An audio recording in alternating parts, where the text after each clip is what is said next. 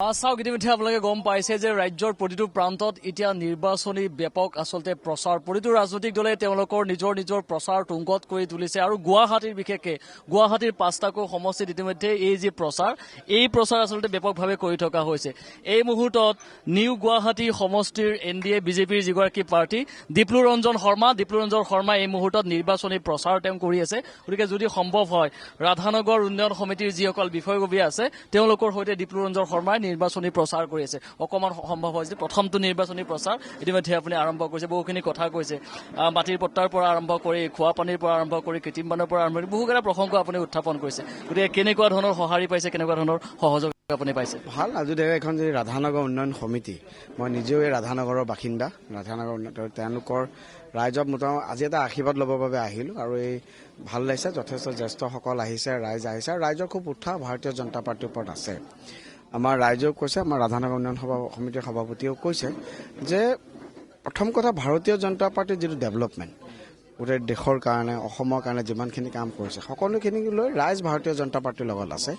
আৰু এইটো মোৰ কাৰণে অত্যন্ত এইটোৱে ডাঙৰ সুবিধা যে মই ভাৰতীয় জনতা পাৰ্টিৰ প্ৰাৰ্থী, মই ভাৰতীয় জনতা পাৰ্টিক ৰিপ্ৰেজেণ্ট কৰিছোঁ। গতিকে ভাৰতীয় জনতা পাৰ্টিৰ প্ৰতি ৰাইজৰ বহুত মৰম আছে আৰু নিশ্চিতভাৱে মোৰো দায়িত্ব বাঢ়িছে। এই ৰাধানগৰ সমস্যাত কিছু সংখ্যক খোৱা পানীৰ ক্ষেত্ৰত কিন্তু আমাৰ সন্মানীয় স্থানীয় পাৰিষদে কৈছে যে খোৱা পানী ইতিমধ্যে টেণ্ডাৰ হৈ গৈছে। কোড অফ কণ্ডাক্ট লগাৰ কাৰণে আমি ইনগ্ৰেশ্যন কৰিব পৰা নাই, সেইটো সোনকালে আৰম্ভ কৰিম। এই ৰাধানগৰ আমি যিটো শিলখাকু বিলখনক লৈ পেলাই অসম চৰকাৰ এটা অভিলাষী প্ৰজেক্ট আছে, কৃত্ৰিম বানপানী নিয়ন্ত্ৰণৰ পৰা আৰম্ভ কৰি এটা টুৰিজিম প্ৰজেক্ট। আৰু মই ভাবোঁ এই অঞ্চলটো গুৱাহাটী এটা বেষ্ট অঞ্চল হ'ব পাৰিব। গতিকে প্ৰথম কথা এই অঞ্চলটো খালি ক্লিন কৰি ৰাখিব লাগিব। আমি যিটো কথা কওঁতে গুৱাহাটী ক্লিন কৰি ৰখাৰ ক্ষেত্ৰত, গুৱাহাটী গ্ৰীণ কৰি ৰখাৰ ক্ষেত্ৰত আমাৰ সকলো এটা কৰ্তব্য আৰু দায়িত্ব থাকিব। গুৱাহাটী ক্লিন আৰু গ্ৰীণ কৰি ৰখাৰ ক্ষেত্ৰত নিশ্চিতভাৱে এই ক্ষেত্ৰত আমি কাম কৰিব লাগিব। আৰু মোৰ খুব বিশ্বাস যে honourable visionary leadership honourable chief minister মাননীয় ডক্টৰ হিমন্ত বিশ্ব শৰ্মা এই সমস্যাখিনিৰ ক্ষেত্ৰত আমি কাম কৰিব পাৰিম যথেষ্টভাৱে। আপোনাৰ যিগৰাকী আপোনাৰ বিৰোধী দলৰ যিগৰাকী প্ৰাৰ্থী, সেই প্ৰাৰ্থীগৰাকী ইতিমধ্যে আপোনাক শুভেচ্ছা জনাইছে আৰু কৈছে যে এগৰাকী ভদ্ৰলোক তেওঁৰ বিৰুদ্ধে নিৰ্বাচনত উঠিছে। এই গোটেই আপোনালোকৰ এই বিশেষকৈ এই সমষ্টিটোত দুয়োগৰাকী প্ৰাৰ্থীক লৈ এটা চৰ্চা হৈছে যে দুয়োগৰাকী অত্যন্ত ভদ্ৰ আৰু নম্ৰ। নিশ্চিতভাৱে মই তেখেতক শুভেচ্ছা জনাইছোঁ।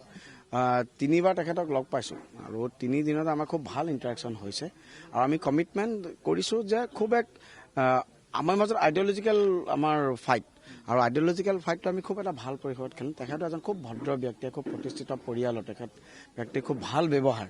আমি যেতিয়াই লগ পাইছোঁ আমি দুইজনক ভালকৈ লগালগি হৈছোঁ। আৰু চাওক, গণতন্ত্ৰত বিৰোধী থাকিব, গণতন্ত্ৰত শাসক থাকিব, কিন্তু আল্টিমেটলি আমি সকলো সমাজৰ হয়তো তেওঁৰো এটা স্বপ্ন আছে, তেওঁৰ এটা সপোন আছে যে দেশৰ কাৰণে কাম কৰা, তেওঁৰ আইডিঅলজিটো হয়তো সেইটো।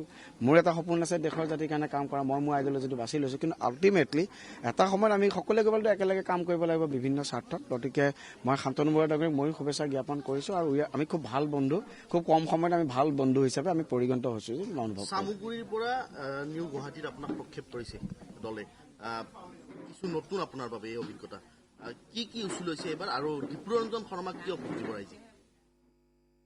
প্ৰথম কথা, মই ভাৰতীয় জনতা পাৰ্টিৰ প্ৰাৰ্থী আৰু ভাৰতীয় জনতা পাৰ্টিৰ যিটো ডেভেলপমেণ্ট, সেই ডেভেলপমেণ্টটো চাই পেলাই ভাৰতীয় জনতা পাৰ্টিক ভোট দিব। মোটামুটি আমি জাতি মাতি ভেটিৰ কাৰণে, আমি আমাৰ অসমৰ অস্তিত্ব ৰক্ষাৰ কাৰণে, অসমৰ সৰ্বাত্মক উন্নয়নৰ বাবে আমি যিখিনি কাম কৰিছোঁ, নিশ্চিতভাৱে ৰাইজে আমাকে ভোট দিব, ভাৰতীয় জনতা পাৰ্টিক। মোৰ প্ৰথম দীপ্লু ৰঞ্জন শৰ্মাক প্ৰথম ডাঙৰ এডভান্টেজটো হ'ল মই ভাৰতীয় জনতা পাৰ্টিক প্ৰতিনিধিত্ব কৰিছোঁ আৰু এই ভাৰতীয় জনতা পাৰ্টিৰ প্ৰতি ৰাইজৰ অপাৰ উৎসাহ, অপাৰ আছে। আমি সংগঠন 25 বছৰ ধৰি সংগঠনত কাম কৰিছোঁ, একাগ্ৰতাৰ সামাজিক দায়বদ্ধতাৰ কাম কৰিবলৈ চেষ্টা কৰিছোঁ। এই নিউ গুৱাহাটীবাসী সমষ্টি অত্যন্ত বিবেকবান আৰু ৰাইজে আমাক ভোট দিব। আৰু ইতিমধ্যে এনেকুৱা লাগে যে ইতিমধ্যে নিউ গুৱাহাটীবাসীৰ ৰাইজে সিদ্ধান্ত লৈছেই, সময়হে বাকী। আমি খুব নিশ্চিন্ত, খুব আত্মবিশ্বাসী যে দিন যোৱাৰ লগে লগে ৰাইজৰ যি আশীৰ্বাদ, ৰাইজৰ যি সমৰ্থন আমাৰ ওপৰত সেইটো বাঢ়ি দেখিলোঁ যে নিউ গুৱাহাটী সমষ্টিত পূৰ্বৰ টিকটৰ প্ৰাৰ্থিত্বৰ যি প্ৰত্যাশী আছিল তেওঁলোকেও ইতিমধ্যে আপোনাৰ সৈতে একেলগে বিজেপি, ভাৰতীয় জনতা পাৰ্টি পৰিয়াল। আমাৰ ইয়াত সদায় self last, party second and country first. Politics যেতিয়া কৰোঁ, পলিটিক্স কৰাৰ লগে লগে আপুনি নিজৰ ৰাস্তাটো উন্নয়নৰ কথা চিন্তা কৰিব লাগিব, নিজৰ সমাজখনৰ উন্নয়নৰ কথা চিন্তা কৰিব লাগিব, নিজৰ সমষ্টিটোৰ উন্নয়নৰ কথা চিন্তা কৰিব লাগিব। তাৰ লগে লগে সামগ্ৰিকভাৱে অসম আৰু দেশৰ সৰ্বাত্মক উন্নয়নৰ কথা চিন্তা কৰিব লাগিব। এইটোৱে ভিজনেৰী পলিটিক্স। গতিকে এই পলিটিক্সৰ জৰিয়তে আমি যিটো নেশ্যন বিল্ডিঙৰ কথা কওঁ, এই পলিটিক্সৰ জৰিয়তে অসমৰ উন্নয়নৰ কথা কওঁ। আজি গুৱাহাটী উন্নয়ন নহ'লেতো অসম উন্নয়ন নহ'ব, অসম উন্নয়ন নহ'লেতো ভাৰত উন্নয়ন নহ'ব। আৰু আপোনালোকে নিজেই দেখিছে আমাৰ চৰকাৰৰ দিনত কিমানখিনি উন্নয়ন হৈছে, ইনফ্ৰাষ্ট্ৰাকচাৰৰ পৰা আৰম্ভ কৰি ইণ্ডাষ্ট্ৰিয়েলাইজেশ্যনৰ পৰা আৰম্ভ কৰি মোদীজীয়ে যিটো কথা কয় বিকাশ ভি বিৰাসত ভি, আমি ডেভেলপমেণ্টটো কৰিছোঁ, তাৰ লগে লগে আমি আমাৰ আইডেণ্টিটি প্ৰটেকশ্যনৰ কাৰণে আমি কাম কৰিছোঁ। গতিকে সকলোখিনি মিলি ৰাইজৰ অপাৰ উৎসাহ আৰু আশীৰ্বাদ আমাৰ লগত আছে, আৰু আমি খুব সৰ্বকালৰ অভিলেখ ভংগ কৰি আমি অসমতো চৰকাৰ গঠন কৰিম আৰু খুব ভাল মাৰ্জিনত আমি নিউ গুৱাহাটীবাসী। কিন্তু দিছপুৰত অলপ বেলেগ পৰিৱেশ। দিছপুৰত আপোনাৰ এইটো মই এইটো আপোনালোকৰ মিডিয়াৰ সৃষ্টি। গুৱাহাটীত 5টা সমষ্টিয়ে উইথ লাৰ্জাৰ মেজৰিটি আমি জিকিম। আপোনালোকে 5 তাৰিখ মানে 4 মে তাৰিখে কভাৰেজ কৰিব লাগিব যে গুৱাহাটী 5টা সমষ্টিত বিপুল ভোটত ভাৰতীয় জনতা পাৰ্টি আৰু NDA পাৰ্টি বিজয়ী হৈছে। মই বিনয়েৰে কৈছো। ধন্যবাদ। দলৰ বিৰুদ্ধে বহুত অসন্তুষ্টি আছে, ক্ষোভ আছে, জয়ন্তত আছে, মুকলিকৈ বিদ্ৰোহ কৰিছে।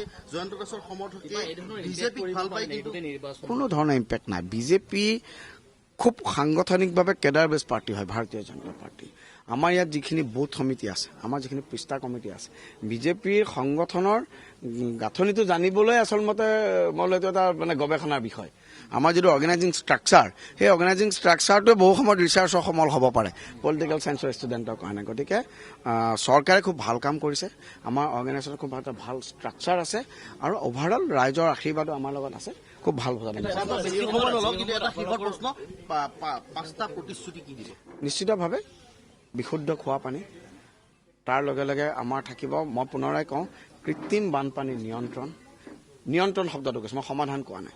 তৃতীয়তে গুৱাহাটী ক্লিন আৰু গ্ৰীণ কৰি ৰখাটো আমাৰ তাত। 4th, এই সমষ্টিৰ হিউমেন ৰিচোৰ্চ ডেভেলপমেণ্ট, যুৱ প্ৰজন্মক স্কিল কৰিব লাগিব। যুৱ প্ৰজন্মৰ কাৰণে আমি যাতে কম্পিটিটিভ এক্সামিনেশ্যনবোৰত তেওঁলোকে সুবিধা পাব পাৰে, কিন্তু যিসকল নিডি ষ্টুডেণ্ট আছে প্ৰয়োজন হ'লে তেওঁলোকক এটা বেকআপ কৰিব লাগিব।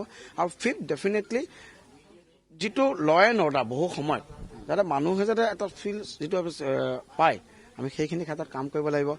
যুৱ প্ৰজন্মক ড্ৰাগছৰ পৰা আসক্তিৰ পৰা মোকলাই আনিবৰ কাৰণে আমি কাম কৰিব লাগিব। গতিকে এইকেইটা প্ৰতিশ্ৰুতি লৈ পেলাই মূলত মই কাম কৰিম, আৰু কেইবাটাও সময় থাকিব। স্মাৰ্ট চিটিৰ কাৰণে গুৱাহাটী কাম চলি আছে, গোটেইখিনি কাম ইণ্টিগ্ৰেট কৰি প্ৰথম কথা এখন ক্লিন গ্ৰীণ নিউ গুৱাহাটী সমষ্টিত কিন্তু ড্ৰাগছে ভয়াৱহ ৰূপ লৈছে নিশ্চিতভাৱে। আৰু এইখিনি ক্ষেত্ৰত যেনেদৰে পলিটিচিয়ান হিচাপে তেওঁৰ মোৰ দায়িত্ব থাকিব, সংবাদ মাধ্যম হিচাপে আপোনালোকৰ দায়িত্ব থাকিব, সমাজৰ প্ৰত্যেকজন ব্যক্তিৰ এই ক্ষেত্ৰত দায়িত্ব থাকিব। আৰু অকল আমি পলিটিচিয়ান বা পুলিচ প্ৰশাসন প্ৰয়োগ কৰি ড্ৰাগছৰ ব্যৱস্থা কণ্ট্ৰল কৰিব নাই, ইয়াৰ কাৰণে এটা বৃহত্তৰ সামাজিক কেম্পেইন দায়বদ্ধতা সকলোৱে মিলি ল'ব লাগিব।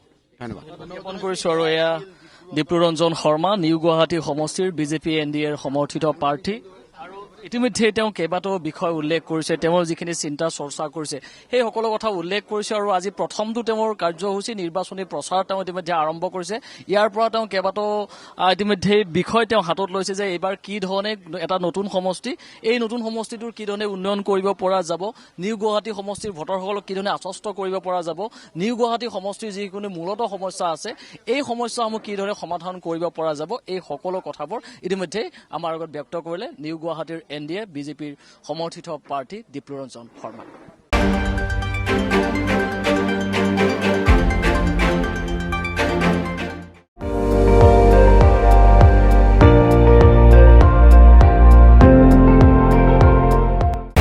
আপুনি চাই আছে ND24, সৰ্বশ্ৰেষ্ঠ নহয় সৰ্বোত্তমৰ দৌৰত।